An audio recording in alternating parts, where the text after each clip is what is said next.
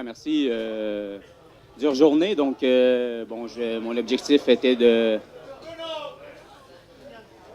d'aller dans l'échappée aujourd'hui parce que demain, je ne crois pas être capable de suivre les plus grimpeurs, donc je me suis amusé un peu. Je suis un attaquant, j'aime ça aller devant, c'est une étape parfaite pour moi. Ça a pris plusieurs fois avant que ça fonctionne. J'étais dans le premier échappé, on s'est fait rejoindre. J'étais dans le deuxième, on s'est fait rejoindre. Donc après, j'ai vu un bon moment. J'ai été patient et j'ai fait la jonction en solo sur le groupe avec le maillot jaune.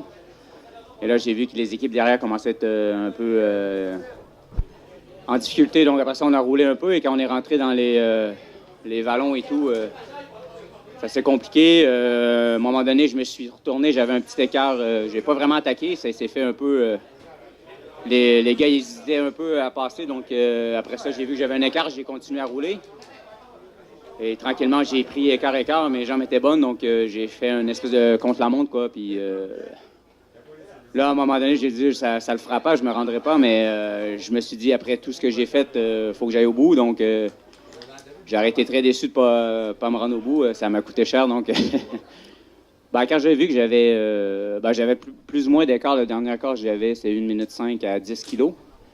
Mais je me souvenais pas des... Si c'était plat, je croyais en mes chances, mais là, avec les vallons qu'il y avait, je commençais à avoir des crampes. Je suis pas capable de me lever en danseuse. Il fallait que je reste assis avec le braquet. Donc, j'ai essayé de rouler vraiment bas, vraiment aérodynamique pour utiliser le moins de puissance possible, aller vite.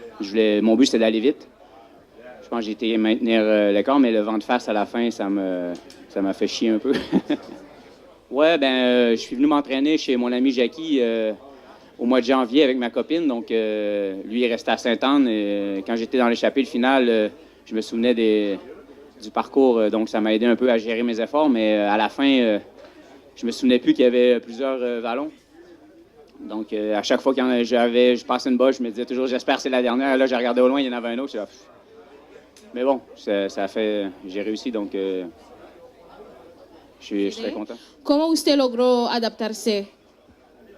Bueno, mi adaptación siempre, cada año es la misma. Siempre voy al ataque y lo que va adelante, va adelante. Si luego trabajan por atrás, es problema para otros.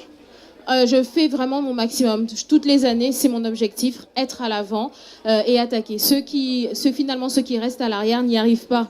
Su equipo siempre intentó ser, como dice, adelante, pero no logró todo el tiempo. ¿Qué falta a su equipo para ganar, para victoria final? Votre équipe essaye toujours d'aller devant, vous le disiez, mais qu'est-ce qui vous manque finalement pour concrétiser? Yo pienso que falta un poco de fortuna solamente, porque tenemos 3 corredores en la general, 3 corredores fuertes, y la victoria va a llegar.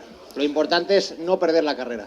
L'important, c'est de ne pas perdre la course. La victoria va arriver, et puis je crois que ce qu'il nous a manqué, c'est un peu de chance.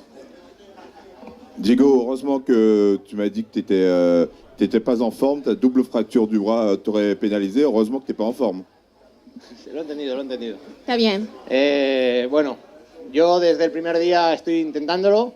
El codo cada día me duele mucho en el hotel, tengo mucho dolor, pero intento ser un buen actor en carrera y disimular. En fait, mon but, c'est d'être un bon acteur et de dissimuler cette douleur qui me relance vraiment dans le coude et dans le bras.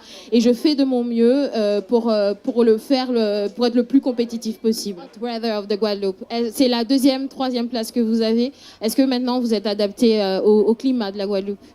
Yeah, it's been good so far. 3rd in Moulay and now 2nd. So hopefully we can jump that up to 1st eventually. Yeah, it's a hot week, but I've got a great staff keeping us hydrated, and yeah, it was a good race. Great ride by Bruno, very ballsy. It was a headwind the whole way to the finish, so it's no accident that he held off the entire field. It was very impressive. Très, très belle course pour commencer de Bruno qui a vraiment résisté, d'autant plus qu'il avait un vent de face tout le temps. Et je suis très impressionnée par sa prestation. Pour ma part, oui, effectivement, on essaie de rester hydraté. Deuxième, 3e place, et puis peut-être finalement cette victoire d'étape. Oui, forcément, c'est un maillot qui... qu'on prend plaisir à porter, hein, forcément. Voilà, après c'est une première pour moi.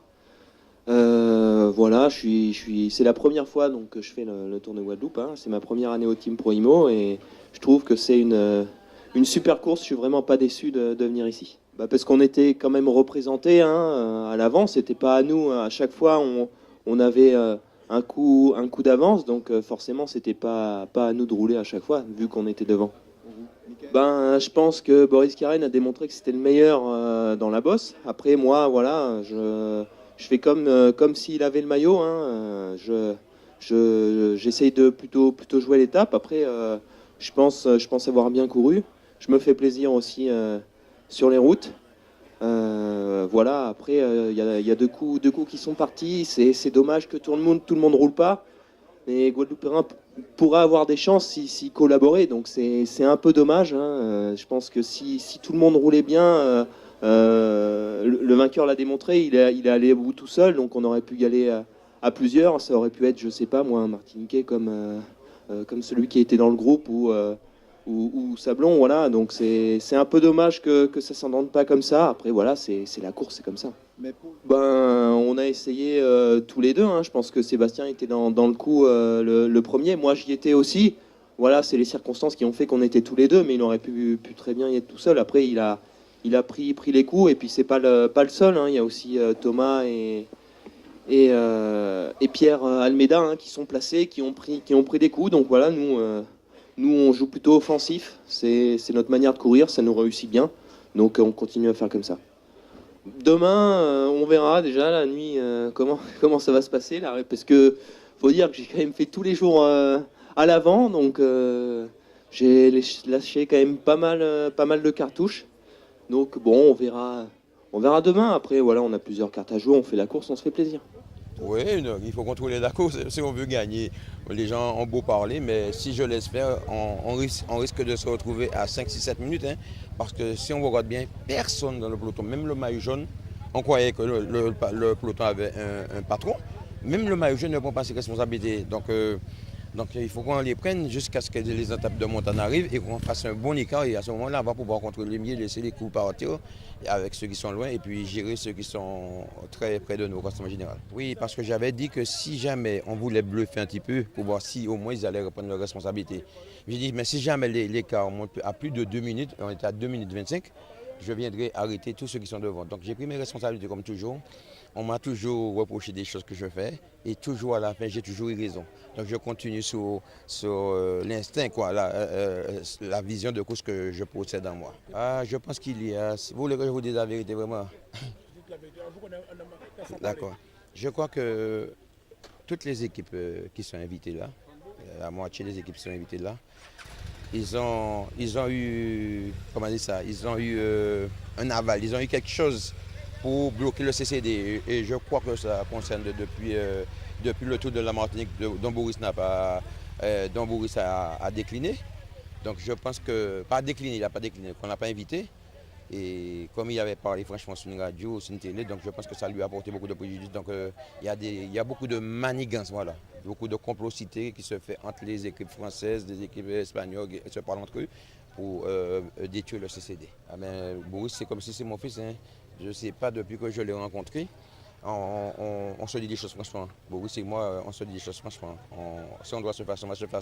Après 20 secondes, on revient normal, on n'a pas de rancune. Donc c'est triste de voir comment aucun Guadeloupéen, aucune autre équipe étrangère ne prend leurs responsabilités. Mais bon, on va les assumer, nous. Si on perd, au moins on perdra avec les honneurs. Oui.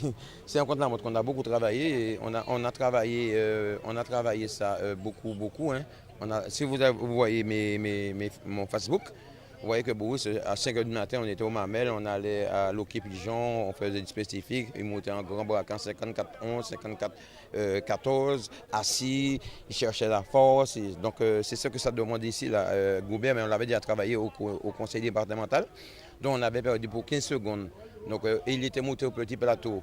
Là j'ai dit Boris, tu peux avec le grand plateau écraser tout. Eh bien, il a suivi les conseils. Depuis le départ, il a mis son grand plateau et il ne s'est pas écouté quoi. Il n'a pas suivi ses jambes, c'est sa tête simplement et puis il a foncé. Mais voilà, aujourd'hui, ça a été un coup explosif hier. 3 tours Marie-Galante, 2 tours de Guadeloupe, 2 podiums 2010 et 2016. Donc qu'est-ce que j'ai approuvé? J'ai gagné presque toutes les compétitions. J'ai rien approuvé simplement. Et j'espère que ce sera mon dernier tour parce que c'est dur, ça doit commencer à devenir lassant, fatigant et puis il y a trop de combats dans ce monde-là. Alors on va dire que ça se passe pas trop mal puisqu'on en est déjà à trois étapes de rendu. On s'aperçoit que les Guadeloupéens sont disciplinés quand même parce qu'on voit que les gens restent bien sur les côtés, ne gênent pas les coureurs. On a un peu plus de problèmes avec les voitures, notamment les fans de course. Mais bon, c'est parce qu'il y a trop de différences aussi au niveau du niveau cycliste. Donc il y a les très bons qui sont loin devant. Puis il y a ceux qui ont plus de mal et qui ont du mal à recoller au peloton. Donc ils se retrouvent un peu isolés. Alors on a fait de manière à essayer de les prendre en compte parce qu'on a pour mission quand même d'assurer la sécurité de tous les coureurs. Donc j'ai replacé des personnels gendarmerie à l'arrière du dispositif pour justement prendre en compte les isolés du mieux qu'on peut. Alors moi j'ai 13 militaires de la gendarmerie plus 3 appuis de la police nationale avec lesquels ça se passe très très bien. Non, sinon la Guadeloupe c'est la particularité, c'est le beau temps, le sourire et le paysage. Alors moi j'ai une lourde expérience dans les unités motorisées. Je ne veux pas paraître prétentieux, mais c'est une belle expérience de vivre ce Tour de Guadeloupe. C'est vraiment quelque chose de particulier. Alors ça c'est très très agréable. Moi qui arrive, je trouve qu'on est très très bien accueillis. En fait, on sent que ça a un esprit de fête sportive. Donc je suis ravi de faire un tour dans ces conditions. Alors, la gendarmerie, elle n'est pas là que pour verbaliser. La gendarmerie, c'est d'abord un service public. On est là pour aider les gens. Notre mission première, notre vocation première dans ce métier, c'est d'aider les autres. Il faut verbaliser quand la loi n'est pas respectée, c'est normal, ça fait partie du jeu d'une vie en société.